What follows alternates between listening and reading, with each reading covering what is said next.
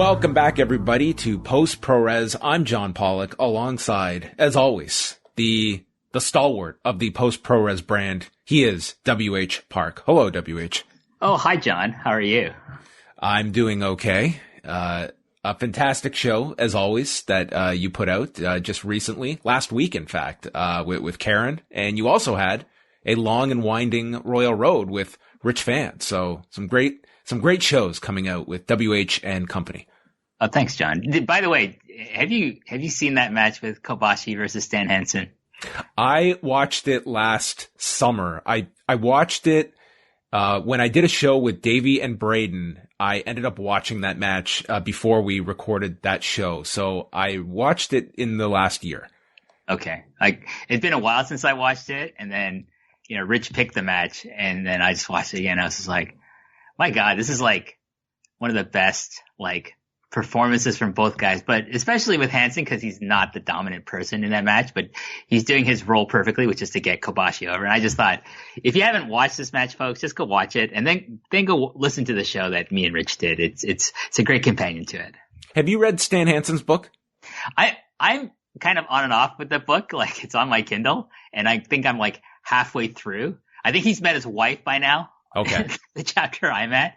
So it's one of those things I'm really fascinated by it, but then I just put it down and then I get distracted by other things. And then it'll be probably a month from now, I'll be like, you know what? I'm going to start reading it again. It's a really great look, mainly because I always appreciate the people that could be are huge historical figures, but don't necessarily view themselves in any significant light above anybody else. He has a certain humbleness, and he has every right to be, completely full of himself if he so chose. A real legendary figure in Japan, but we are now 20 years removed from his retirement that, he's a generation removed from, I think, the audience understanding just how significant he was over there. And if you are a fan in the United States, you're probably limited to what you saw of Stan Hansen, unless you have gone and sought out his Japanese stuff. I mean, the thing with Stan Hansen is that he is actually a cultural icon. Huge. Over there. That people who, if they find out that I'm a wrestling fan, especially of Japanese wrestling, and especially of old Japanese wrestling, that they'll ask me if I know who Stan Hansen is. And of course I say, yeah. And then they'll do the youth to me. So I had people at work do that for me. And you watch wrestling? And they go, no, but they know who Stan Hansen is. And this is people maybe 15, 20 years younger than me. And I'm just he still has that kind of, penetration into the consciousness of Japanese society, which is quite amazing. But, just quickly on his book, I think one of my favorite parts of the book, he's telling the story about going on tour, and Harley Race is on the tour, and Harley Race wants to have breakfast, but they're late to get on the bus to go to the next town. And Joe Higuchi, legendary, All Japan referee Joe Higuchi, goes to Harley and says, "Hey, Harley, you need to get on the bus." And Harley's like, "No, I'm going to have my breakfast." And then Harley Race was never booked for All Japan after that. Well, on God's Green Earth didn't include All Japan, I guess. No. Well, it's an interesting book. I read it. I think I reread it last year. Definitely read it last summer before me, Davey, and Braden did a best match ever on Stan Hansen. I remember that show. It was a fun show. Yeah, it was good. It was a great listen. Well, we have a lot to go through. WH, when you suggested doing Post ProRes more than monthly, I didn't really have much hesitation that there would be a lot of subjects to cover. But every 2 weeks, I mean, God, this is back-to-back weeks for you, but we have a ton of stuff to talk about. Yeah, I mean, just the whole kind of mess of the pandemic in Japan, especially with their very, slow state of getting vaccinated over there. I knew it was bad, but when you sent me that article, I mean, man, did that really put it into perspective of just how slow this process is. And it's not just by availability. It's very much a mindset as well of those that are resistant to vaccinations. Yeah. It's just, there's been unfortunate history of scandals and bad things happening with regards to vaccinations for other things that it's kind of lingering in the consciousness of Japanese society. But the other thing is like, they were slow to approve anything beyond Pfizer over there because they really wanted to create their own homegrown, vaccine to be able to like pump money back into their economy with like a, pharmaceutical company that was based in Japan. But, like it's just, they're kind of paying for all that kind of short-sightedness now. Yeah. So you have this incredible dilemma of the pandemic and where things are at in Japan, with the Olympics just a couple of months away, which they're going forward with. And then this week, WH, as we can't be shocked by this, but the state of emergency has been extended. Obviously, a major issue that's going on in Japan, and wrestling is not a priority, but for the sake of this show, that's obviously, what impact is this going to have on the wrestling industry over the next little while? Because it seems that it's going in one direction. And, with the news of New Japan just announcing that 2 people have tested positive. They have not revealed names, but this led to a number of people being removed from Tuesday's Dontaku, the second night of Dontaku in Fukuoka, and then the subsequent announcement that 2 people had in fact tested positive after displaying symptoms. I just want to point out, like, my guest, like last week, Karen Peterson, on her Twitter, she pointed out like a website or a radio show that erroneously listed that it was officially announced that Kazuchika Okada and Sho were the ones who were infected, or Yo was infected. But Karen made a good point in saying, like, listen, like, that kind of information is highly confidential. New Japan put nothing official on their website. And so, like, anyone who's reporting that it's anyone is probably wrong. So don't believe anything you see on any website that doesn't have like official backing from like, a source from like New Japan itself. I don't think we'll ever find out who these 2 people are. Like, I mean, Noah had an infection with Keno, and they officially announced that.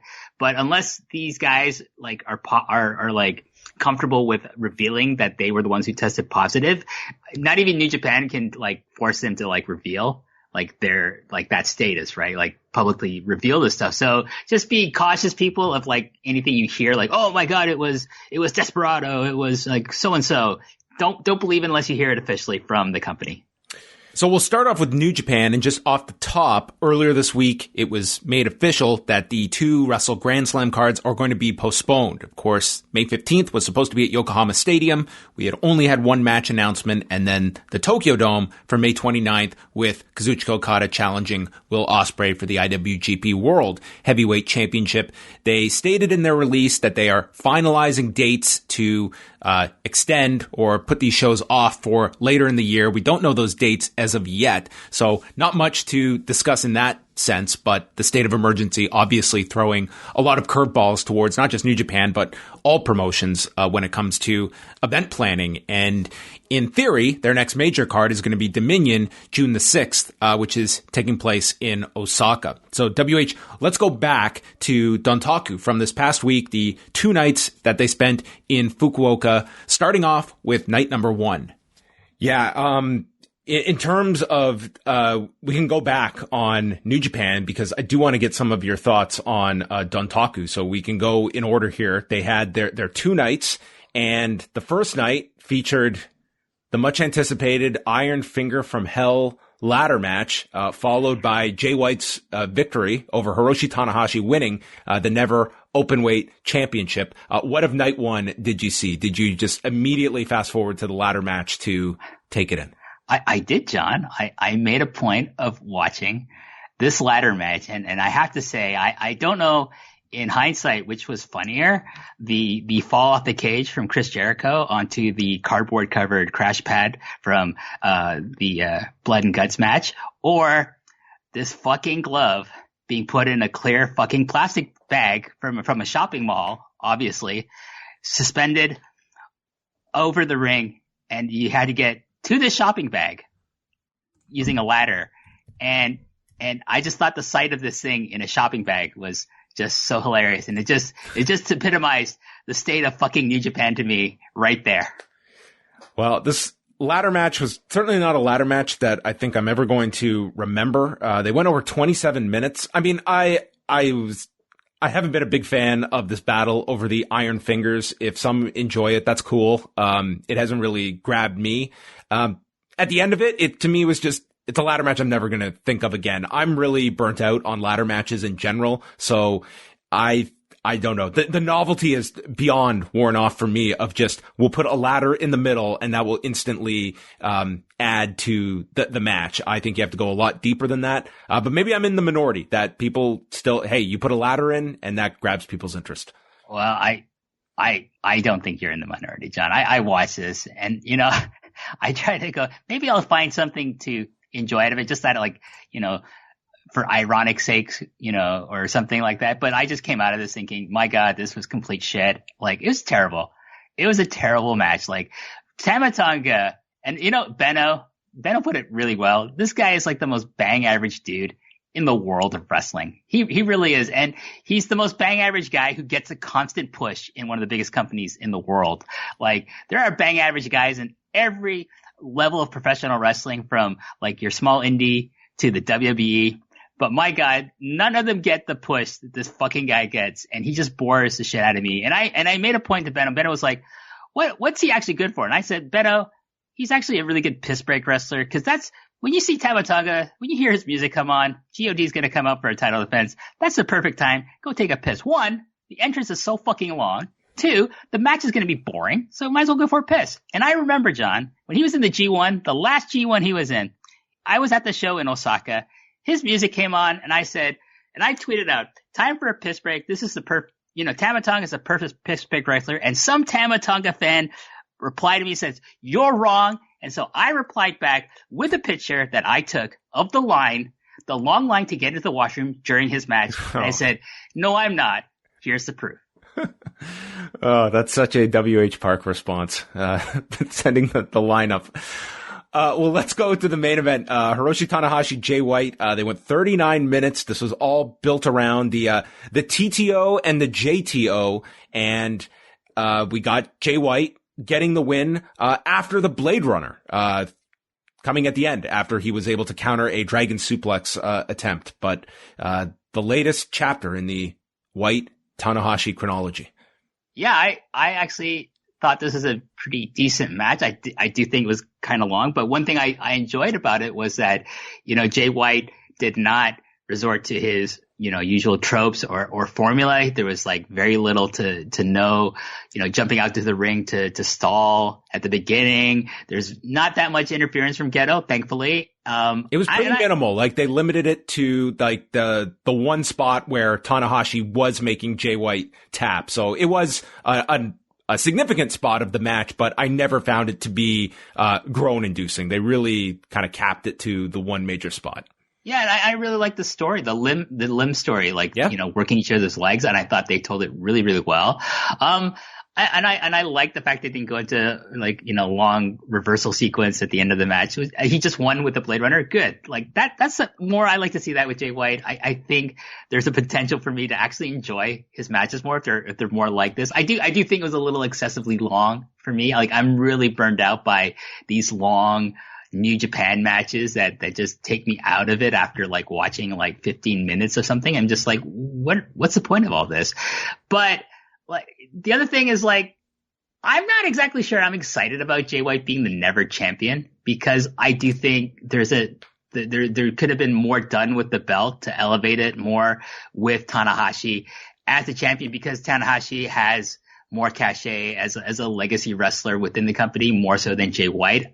If Jay White ends up defending this thing and he's doing it cleanly against like a ton of people, whether they're heavyweights and junior heavyweights, then I'll be open-minded about, like, you know, like how much I'll enjoy his reign or not. But I just think it was a wasted opportunity. And to me, it's just like indicative of how they treat titles in New Japan. It's very, very WWE, like, you know, like where they were like hotshot titles every like 2-3 months and like maybe only 1 or 2 defenses. And I just don't want to see that happen in Japanese wrestling, especially in the company with the history of New Japan. Yeah, I mean, it's something that I thought that the choice to go with Tanahashi with the Never Championship. I think it's like this trap we always fall into, that this is going to be the time they really give this Never Championship some clear definition and a theme to it. And it seems like with Tanahashi, they kind of were like, you could make these really interesting matches with him, some fresh opponents.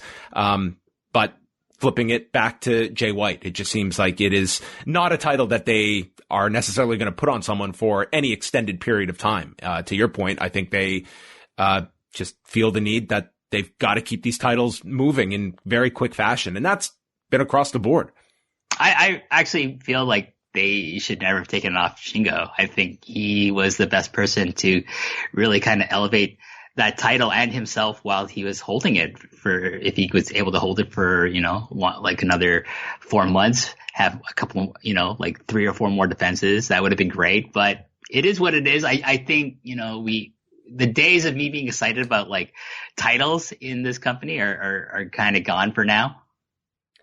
Well, that takes us to the second night, which again had a number of people removed from the show, including they lost the junior heavyweight title match between El Desperado and Yo.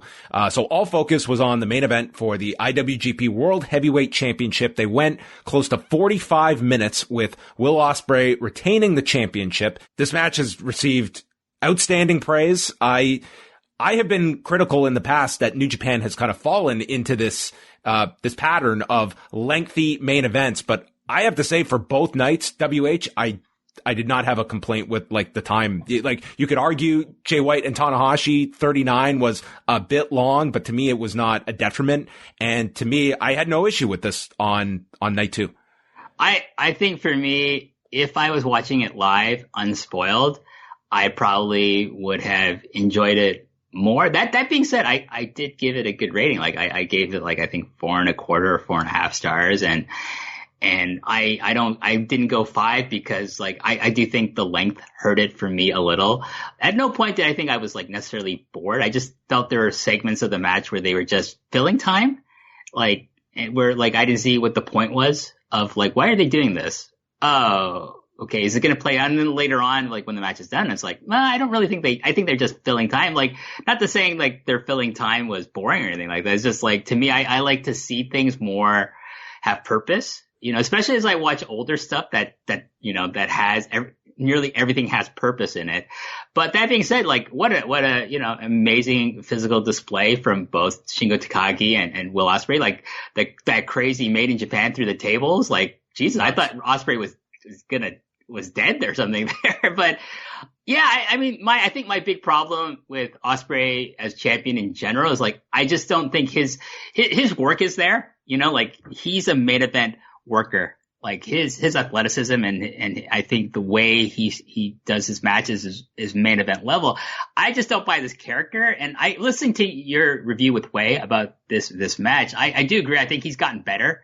And I'm continuing to hope to like see him kind of evolve the character. But at no point do I actually believe that he's like this new version of Ric Flair talking about like his, I don't know, like $2,000 Gucci bathrobe that looks like shit, by the way. I don't care how much he paid for it, if he did actually pay that much money. But the other thing is like, I don't believe that he's the leader of this group. Like, I don't believe any of these guys would trust him to lead them to like a ramen restaurant in Tokyo, let alone to guide their careers in the, one of the biggest companies in the world. But I think what we're seeing now is like this shift of the United Empire being kind of like this brotherhood of like guys who are genuinely like each other and want to help each other, kind of rise in the companies. I think if that's the route they go with United Empire, I'll probably get into it more. But yeah, I think it was a really good match. I just, kind of wish it wasn't 45 minutes because I think it could have been. I'm more a fan of like tighter, and like less, dead spots kind of in matches. But otherwise, like, hey, I don't think it was a bad match. I just don't think it was a match of the year for me, at least. Yeah, that's a fair opinion. For me, like my litmus test is like, if you're going to go this length, it has to be of that caliber of one of the best matches of the year. And I would categorize this one as that. So that's where it kind of got me. On the United Empire front, I do think like Jeff Cobb seems to have really found his footing. I think Hanare and Great-O-Khan are still big question marks of where they're ultimately going to settle. With Hanare, it's very new. Great-O-Khan, I haven't quite connected with this character at all. But with Jeff Cobb, like I do sense like that kind of, he's kind of found his role in the group and has been able to display that presence. So I'm really optimistic for Cobb later this year. And it's just, I guess, a question of what kind of role he's going to play. Is he going to be primarily in, a singles role? Is he going to be paired with Hanare or Okan? Cause there's a lot you can do with Jeff Cobb. He would be somebody that hopefully for the G1, you have him maybe on an opposite block from Ospreay and he can, get some big wins this year.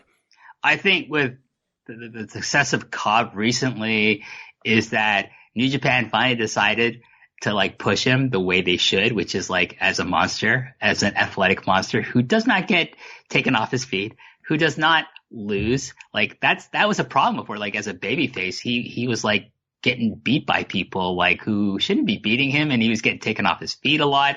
Like you push this guy like he's a new version of Scott Norton. That's how I view it. Like that's the kind of analogy I would draw is like not necessarily Big Van Vader or anything like that, but like Scott Norton would be a perfect, like, okay, this is how you push it. Scott Norton was like a guy that was a perennial guy who toured with New Japan, and he was kind of like the muscle of like different groups, usually led by like Masahiro Chono, like whether it's new NWO Japan or Team 2000, whatever. But eventually, like, they gave him a shot at the belt because they trusted him and they thought, okay, you're going to add some stability to this title and we want to kind of reward you for it. I think that could be like Jeff Cobb's role. I can see him eventually like being the muscle, not necessarily of Ospreay like 2-3 years down the line, but like as a person that they trust and that they feel that, you know what, you deserve a run with the title. But you know who deserves a real run with the title, John? That's Shingo Takagi. If anything else, if nothing else, this match just showed to me like he's ready. He's ready to take that title, become the face of the company. And I think the Japanese fans, the New Japan fans in Japan are ready to see that. Like I just felt watching this, and I felt this for like quite a while now, for the last several months with like his big matches, is that the fans there, they want to see it. Like they're hungry for this guy to be like their champion. And I think because they realize that, hey, if he's our IWGP heavyweight champion, he's going to represent the company that we back really, really well and have like excellent matches with everyone because he's so fucking good. He's probably my wrestler of the year after 4 months so far. I'm probably with you on that. Like, I don't know anyone who's had a better year in ring and not only just his in ring job, like his persona and the way he carries himself it just screams to me main event. And like, it's years of being that guy in Dragon Gate that's really prepared him for this role that I hope they give him. Like, I'm hoping still that, like, I'm glad he didn't win the title here. I'm hoping he's going to win the G1 and I hope it's something that he's going to, get next January at the Tokyo Dome at Wrestle Kingdom, because I think that would be the perfect culmination of like whatever they're trying to do with Shingo Takagi, which is I'm theoretically thinking it's leading towards that, but we'll see. Yeah, I think that it's he just seems to be completely ready at this moment. Like he's 38. This is the time to go all the way with Takagi. And I think you would have had, we've said it a million times about the difference of how a Takagi win last year versus an Evil one, going with that run would have been received. And it just seems that spot is open. What you had earmarked for Evil, I think you insert Takagi into that role. I think it just ultimately comes like, are they into Takagi long term for one of those very elusive top end spots? I don't know what more he could do, and the audience that is so ready for this guy to be thrust into that position that I think he has to be a candidate for the G1, and it would be a huge moment if he gets that big win.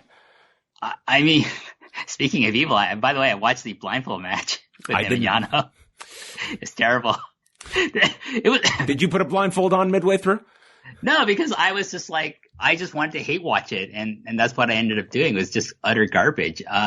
And talking about Evil, this is the guy, last year, he was the IWGP heavyweight champion, and there were people out there telling me, no, this is a good thing. He's gonna be a perennial guy in the top. He's in a fucking comedy match doing blindfold spots and looking like an idiot with Toru Yano. And like, it was John, like, you'll see something in wrestling, usually a Monday Night Raw, that makes you embarrassed to be watching it. That's what I felt like watching this match. I felt embarrassed to be a fan of New Japan Pro Wrestling because they were putting this utter shit on my TV.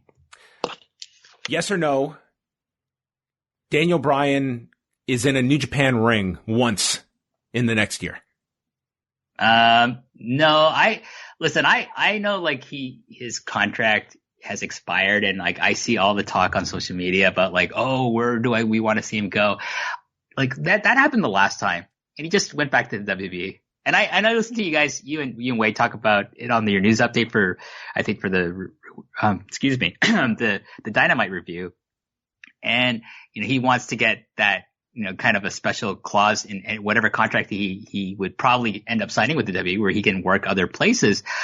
I just don't see them letting him work, in a place that they think I don't either. I think is a competition to them. It's either or. I think it's you're either with us or, but I mean, that's what you're giving up, is that how badly does he want to just go out and do all of this different stuff? In 2018, he wasn't interested. And you can look at the different landscape of what, like, AEW was not a thing in 2018 versus now, but I would imagine, like, he's not looking at just like AEW as a difference maker. Like, New Japan existed in 2018, CMLL existed in 2018, all that stuff was out there.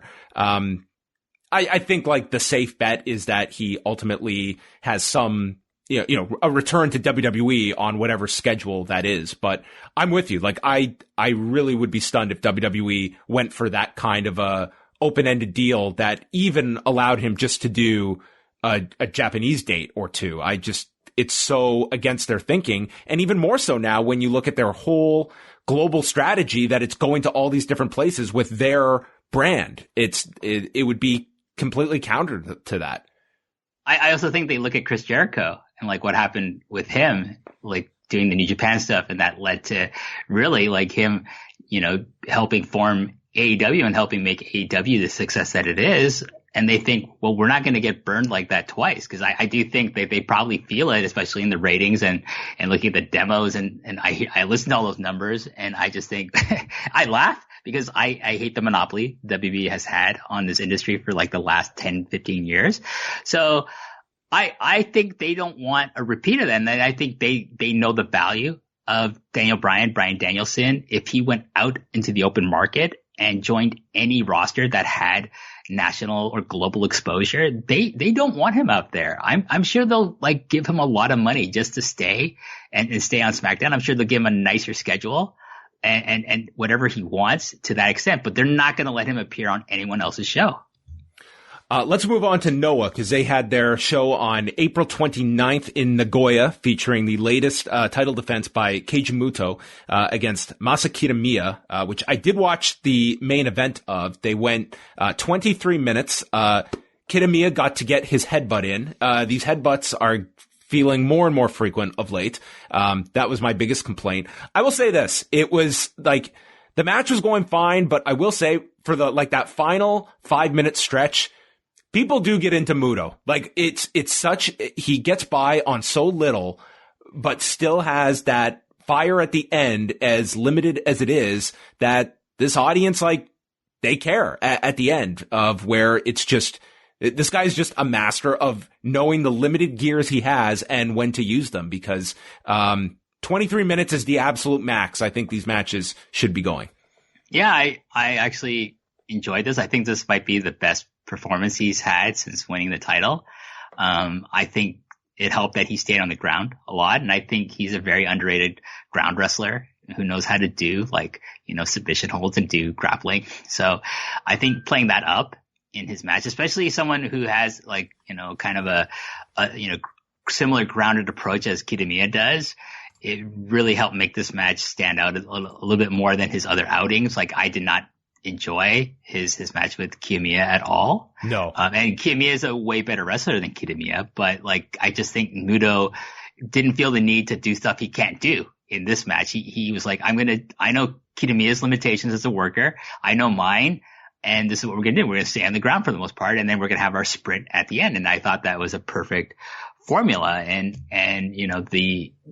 but I'm kind of tired of this experiment, but I don't think it's going to be done anytime soon because I don't think, his biggest fan, it's just the booker of Pro Wrestling Noah, Nosawa Rangai, is not done with having his hero be the top guy in the promotion that he books. So, I mean, his next challenger is Naomichi Marufuji. I hope Marufuji takes the title, and I think there's a slight possibility that it could happen. But listen, at the end of that match, it's like Shining Wizard three times to the head, maybe one off the back of the referee, and Muto gets the 1, 2, 3 on Marufuji. I'm not going to be surprised. I think he's keeping the title. I think they're going to go much further with this title reign. But yeah, that is set up for June 6th with the Cyber Fight Festival, which will feature all of the cyber agent groups on one card. I guess we will we put an asterisk attached to any events that are scheduled in the next month or so. But this is that's the same weekend as Dominion, so that's a big weekend. Yeah, it's really interesting how like Cyber Fight is really positioning themselves as like, hey, we want that slice of the pie that that Bushi Road has, and we don't care if we're gonna have a show running at the same time. Like, obviously they're in different parts. Like, Dominion will be in Osaka. Saitama is north of Tokyo. It's a lot further away from Osaka than like Tokyo is. But they're probably going to be competing for those streaming, those streaming buys that they probably want. You can't, we want people to sign up to Wrestle Universe. We want people to sign up to New Japan World. What's going to happen? Who knows? Like, I think this show is going to be massively successful because like with Cyber Fight, like neither DDT nor Noah or even TJPW have overextended themselves with a crazy schedule that New Japan has. The Noah card also saw Kazuki Fujita drop the GHC national title against Takeshi Sugiura. I did not get to see this, but what did you think of the title switch? I love this match actually. And I hate Fujita. I hate this man with a passion. But like, hey, you know what? They didn't do the staring match. They moved away from that. They just had an 18-minute war of attrition, John. Like, where they beat the shit out of each other. And I do like a good beating the shit out of each other match. There are, the dangerous spots with Fujita, like legit soccer kicking people in the head. And like, the good thing about this, and I say that it's good, like in a relative sense, is that, like Sugiura is smart enough that like when Fujita is going for the soccer kicks to his head, he's covering up with his arm. So it's really him kicking his arm, but I'm sure that arm was pretty useless right after this match. And then, Sugiura decided to go for soccer kicks too. I think his were a lot safer, but still, my thing with Vegeta is that this guy, eventually, it's inevitable, John, and I hate to say this, he's gonna hurt someone. Seriously. Like, and maybe permanently. Like, if he keeps this up and people just don't, like, tell him, like, listen, knock it off with this shit. Cause there's gonna be one person who's gonna do this kick to their head. They're not gonna cover up as well as Sugiura did. And he's gonna seriously brain damage them. And I don't want to see that happen or come true, but I do feel it's inevitability with how reckless he is with the way he kicks people. But that being said, did I enjoy the match? Yes, I did. And do I think it's well worth going out of your way to see? I do. Like, there are some like stiff shots in this, but I was alive for the entire 18 minutes that this went. Do you think that Noah has been able to kind of expand its footprint just being on Fight Now, being that the shows are getting a bit, do you sense that they're getting a bit more traction now? I do think English commentary, and I'm one of those people, like, I'm old school, I never needed it, but I do think for the wider audience, because I think New Japan has kind of spoiled people in a way with like Kevin Kelly and Chris Charlton and Rocky Romero, whoever else joins them on commentary, that people, if it's a big product that you want to, sign up for the streaming service, that it's kind of a given that you should be providing English commentary. I am now of the belief, like, for their own sake, like All Japan should try to find, good English commentators to call their products for a different, like on a different channel than the Japanese commentary is on. I do think eventually Bushiroad should think about adding English commentary to Stardom. I think that will help expand that to the global audience as well. And like the thing with Noah is, like, I really enjoy what Stuart Fulton and Mark Pickering bring. I enjoy it a bit more than the New Japan team because their roots are combat sports, right? Like both those guys. And what I like is the real sport feel style of their commentary, as opposed to like kind of more sports entertainment, basis of like Kevin Kelly's commentary, because he came up in the WWF and Ring of Honor, so that he comes with that background. Like, whereas, like, I think with, especially Stuart Fulton, like there's there to tell the story of this match, of both these guys, what they're going to be fighting for, and like, and just giving information about who these wrestlers are, that, then they always treat it like this is your first time watching it, which I think is really, really smart. We can shift on over to the Champion Carnival that wrapped up this past Monday, in front of 0 fans.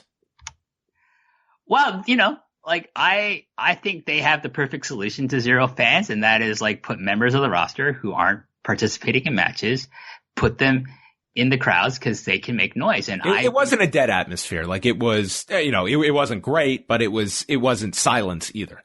It works better if they're in like a smaller venue like Shinkiba First Ring as opposed to Korakuen Hall. But I'll take that over like just as, a clap crowd.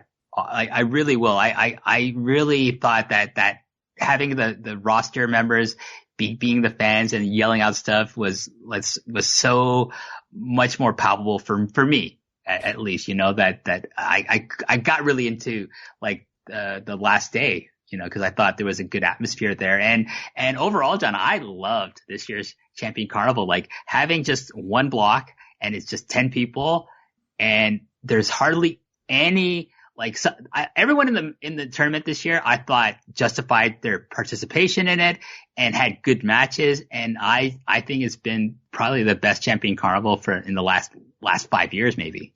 Yeah, I didn't get to see as much as you did, but I started really strong at the beginning, and I agreed with you. I thought that I was really intrigued by Shinjirotani, and unfortunately he suffered an injury near the end, but he was having some spectacular matches with Kento Miyahara was a spectacular one. It just seemed like he was having all these interesting, fresh matchups. That was one great story to it.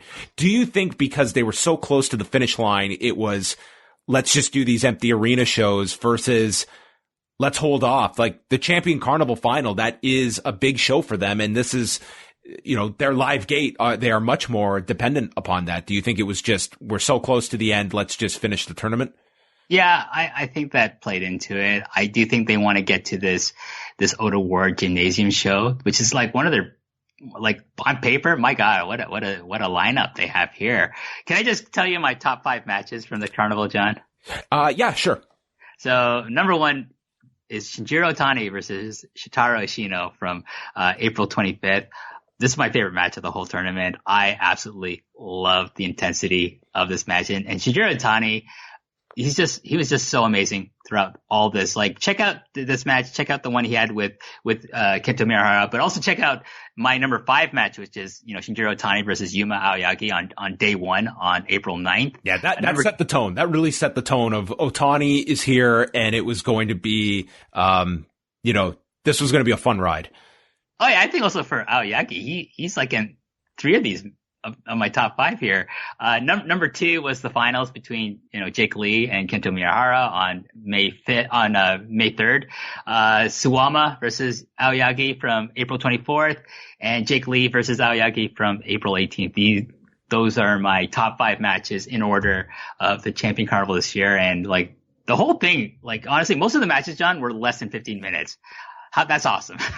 Yes, absolutely. I mean, they went long for the main event or for the finals. A very rare kick out for the shutdown German that Jake Lee kicked out of. And I love the spot. I mean, it's kind of a take like you've seen, Tomohiro Ishii do, but when he was going for the next shutdown and Jake Lee bites the top rope to prevent it and then fights off the hands and then makes the big, fires up and hits the D4C. That was an awesome closing sequence. I think just because of the sheer history you have between Miyahara and Lee, they were stablemates in the original version of Next Dream. He broke off and then, kind of like the idea with, I think that they're trying to create with Lee is that he's going to be the Kawada to Miyahara's Misawa. And they've been really trying to recreate that. But the missing piece was having him become a heel, a full on heel. And they finally did that and he formed this new group, Total Eclipse, which is the members of, Ashino's Enfant Terrible group that they turned on him and they joined up with Jake Lee. And I think it's done wonders for them. I think it's definitely done wonders for Jake. I think he's brought out a character or personality that I think a lot of people were complaining that he didn't have before. And I think he has it now. And I think, on May 16th, if the show goes through, ahead with or without fans, that Jake Lee's going to find himself becoming the Triple Crown champion finally. I do hope they have some fans in there. I do think it's something he deserves as someone who's, I think, worked really hard in the last 3 years to get to this point. I thought Suwama and Shuji Ishikawa, I thought that was a pretty strong match as well. You did a number of losses, for Suwama throughout this, set up 3 challengers plus Jake Lee, which will be the immediate one. I mean, I think those are mainly kind of red herrings to think, oh, he's got to defend these against all the guys he's lost to in the carnival. But I think the logical thing to do is to lose to Jake Lee. And I say this all the time, but almost every Suwama defense, oh, this is the guy he should lose it to. He should lose it to Ashino. He should have lost it to Lee the last time he fought him for the title. I think because this show, it's they're branding it as Champions Night. This is the first time they've used this kind of branding for this show. It's such a loaded lineup that they're ready to finally pull the trigger with Jake Lee. And Suwama can have rematches with all these people as Suwama. He's a legend, John. He's that guy. He doesn't need the title. Fighting him and beating him is its own reward in a lot of ways. It's like beating Tanahashi in New Japan. It means something because it's Tanahashi. Suwama occupies that kind of role for All Japan. Yeah, he lost to Zeus, he lost to Kohei Sato, Kento Miyahara, and on the last day, Ishikawa. So he had 4 losses throughout the tournament. So yeah, I would agree that you're probably not going to get defenses against all of these people, but we will get the defense on May 16th against Jake Lee. And this is a pretty big card for All Japan that they have with their Champions Night. Yeah, so along with that, we got a World Tag Team title match with Next Dream, Miyahara and Aoyagi taking on the Twin Towers, Kohei Sato and Shuji Ishikawa, reforming their team that they had in other promotions, John, including Big Japan Pro Wrestling. The World Junior Heavyweight Championship, Shima, the defending champion, will take on former champion Koji Iwamoto. That 6-man on the finals, that was a super entertaining, sub 10-minute 6-man that they had. I think going forward, T-Hawk and El Lindemann will bring so much to All Japan. I know Strong Hearts are contracted to GLEAT, but GLEAT is not running a full schedule, it seems. So whenever they're not working for GLEAT, let them do shows for All Japan. And if they end up just migrating more over to All Japan, I will not be complaining about that. But that was an awesome match. If you had a full Korakuen Hall, I think that 6-man just would have tore the place down. It was such a fun 6-man, and yeah, the Strong Heart, they were great. It was a really fun 6-man. Imagine if these guys actually were able to do more work for AEW and they were an established faction in that company. I think they would be one of those things that people would just be whoa. Especially Lindemann. I like T-Hawk a lot, but I think El Lindemann's just broken out as just this next level, like power junior heavyweight with an awesome head of hair on him. And my God, that tan, he was practically orange, John. He looked like Taz. So that's coming up at Oda Ward Gymnasium on May 16th, a very loaded card for All Japan with, what do we have? 5 championship matches on this one. Yeah, that's too many. They need to get rid of some of these belts. This is going to be a long show, dude. Fuck. This 6-man tag team match, I mean, for one thing, the belts look like garbage, and like get rid of that TV title. I hate that fucking thing too. But you know what I'm looking forward to is the Koji Doi and Kumarashi reforming their tag team from Wrestle 1, and they're going to take on Ryuki Honda and Shitaro Ashino. Ryuki Honda really impressed recently, John. He's like coming to the aid of Ashino, and he used to be in Wrestle 1 as a rookie there, so there's like history with all these guys. I think that's going to be a kind of a sleeper tag match on the undercard. Well, you know what anniversary occurred this week, WH? What's that, John? This week was the 28th anniversary of Terry Funk and Atsushi Onita and their explosive barbed wire match on May the 5th of 1993. And you know what? Atsushi Onita woke up this week and he said, you know what the world of wrestling needs more of? Explosions. And thus we have the creation of FMWE.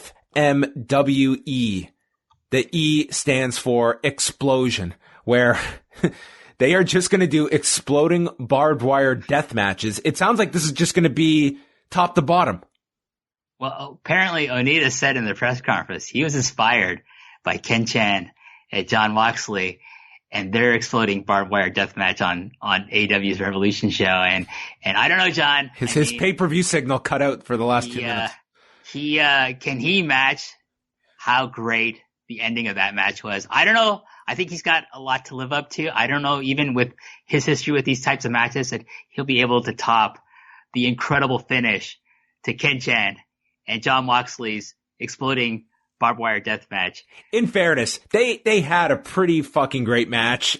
Unfortunately, it's only going to be the explosion that is going to stand the test of time with that match. Hey, John, you can eat the greatest steak in the world, but then if your dessert is actually dog shit, that's all you're going to remember. I would say that was a poor restaurant choice. Well, don't get me started. But anyways, yes. So they're going to run a show on July 4th in Yokohama, and you will be able to stream. John, you didn't mention the greatest part about this. It's going to be at the Surumi Fruit and Vegetable Market.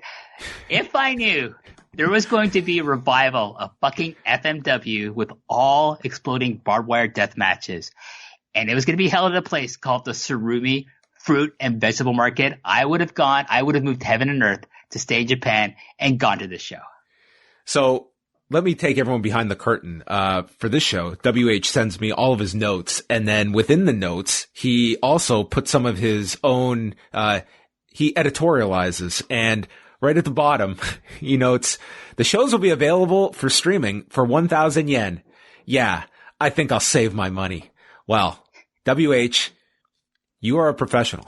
And I think that you and I think we owe it to the listenership to stream this show on the 4th of July, because everyone knows the biggest fireworks are going to be happening at the Surumi Fruit and Vegetable Market on the 4th of July. All right. You know, we should stream this for like the top patrons on YouTube, just for them.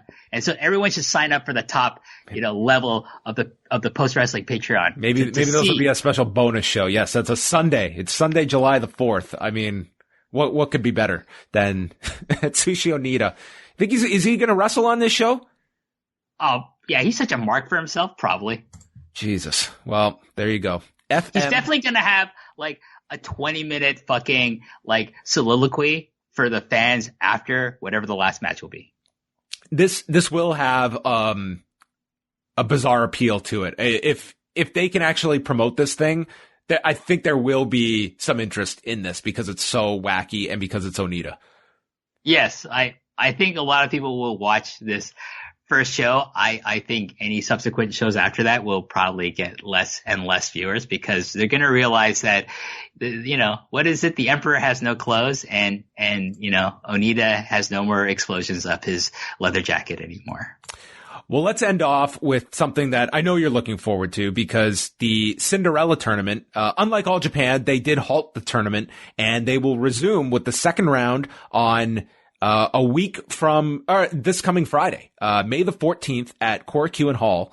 We're down to I guess we got several buys to the second round with Himeka and Unagi Sayaka. And then this will set up the final two rounds on May the 29th at Oda Ward City Gymnasium, which is a fairly big venue for Stardom to run.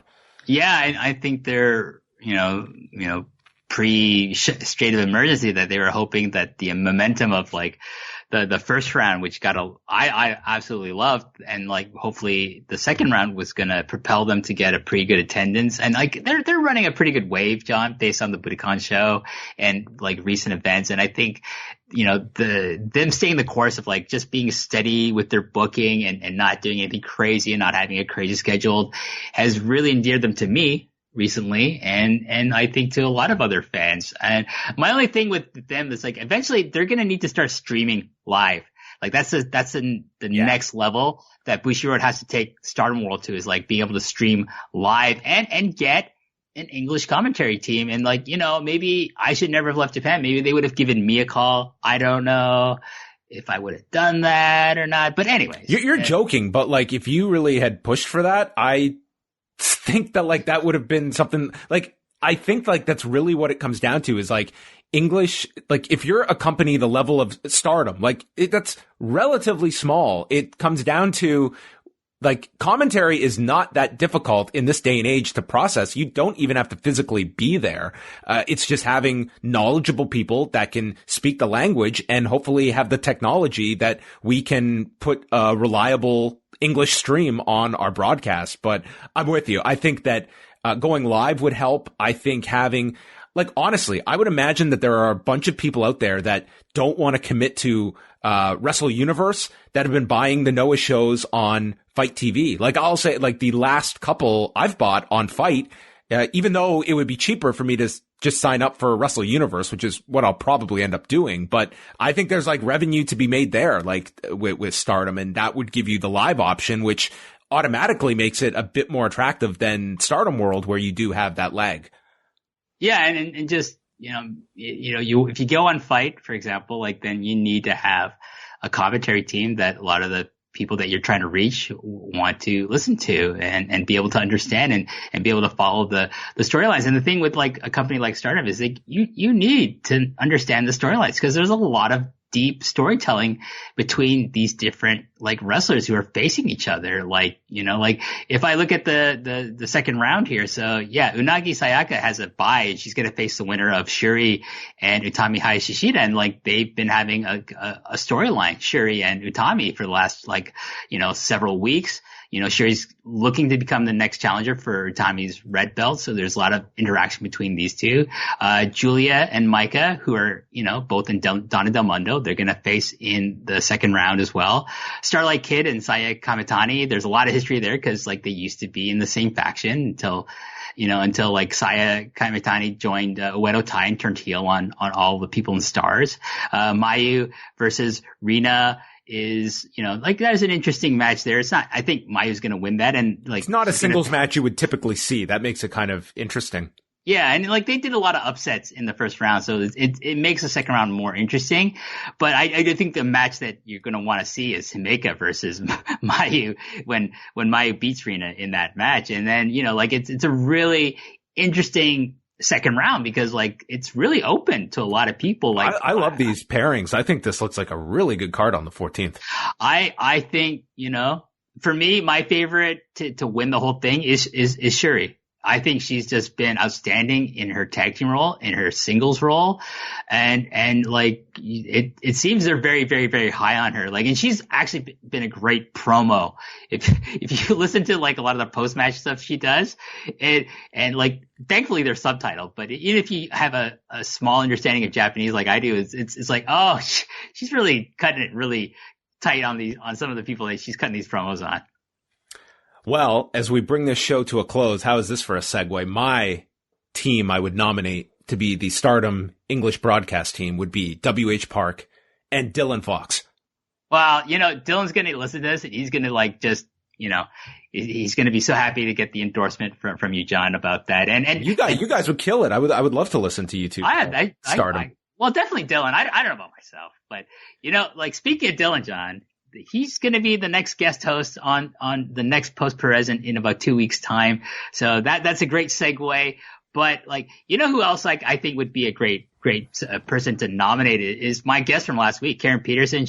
Her understanding of Japanese, unbelievable. And she really follows Stardom really, really closely. She's a great follow to have on Twitter if you want to have an understanding. She's such an excellent resource. I had not heard her on a podcast before, but I follow her. And her knowledge was it was tremendous. It was a really great show last week. If we ever do something about, Hana Kimura, like a show about her, maybe with the memorial show that's coming up, like she's someone I would definitely like to have on a show with the two of us together, talk about something like that. Yeah.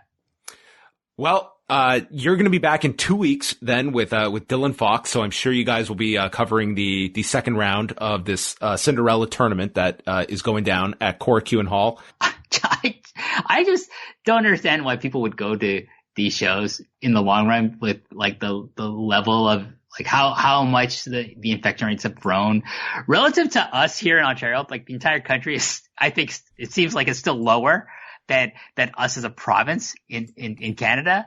But, considering like how compact and how small and how dense the populations in the big cities are, like it's not something like I would do, even if I was fully vaccinated, John. And I said before, no vaccination, no WH at any show. Like, even if I'm fully vaccinated, I'm probably still not going to anything live for a long time. It's going to be an interesting process to watch of even once people are vaccinated, like what percentage are still going to have that hesitancy. There's obviously going to be those that are just going to race back to shows, but, the population as a whole to watch how many return to sporting events, to concerts. I mean, that's something that will be played out over the next year or two. And that's going to be a very interesting response to see what it is for people that might just look at all of these factors of, hey, I can watch all of this stuff from home, and they're set in their ways now. And it's going to take a lot to get them to go sit in a giant stadium with 40,000 other people. I don't know what next time I'm going to go see a movie in the theater, John. Like, even if I'm fully vaccinated, like they would have to have like a lot of safety protocols. Like if they do like glass partitioning between seats and it's every other seat, maybe I would go, but it's still like something I don't know how comfortable I'll feel going to see a movie even after I'm fully vaccinated. What if Benno flies over and you, me, WH, and Benno all go and watch F9 with Vin Diesel? I would do, because like I want to have the Fast and the Furious experience with Benno in the seat next to me for sure. Benno's listening to this and thinking, "There's no way you guys come over here. I'm not going all the way over there." What are you talking about, John? He fucking loved coming over here. He's like, "Oh fuck yeah, I'll go over there." Benno and I have never officially met, but we were both at the ROH card the night of Blood Generation and Do Fixer. Yeah, I mean, like I love Benno's talking about his ROH experience, his fandom of ROH. He had the tracksuit, John. That's saying everything right there. But yeah, like listen, if Benno came over, if our good friend Martin Bushby and his wife Lisa came over, I would go out for an outing with them and you and Wei and whoever else wanted to join us. All right. Well, there you go. Open invitation, Benno, if you are listening. But that's going to wrap it up. Give the man a follow at WH Park 9. Don't come at him because he'll respond. WH, it's always I will send you a picture of a line in the bathroom during your favorite fucking wrestler's match. The man brings receipts. Don't cross them. That's it for us. Thanks for listening to Post Pro Res.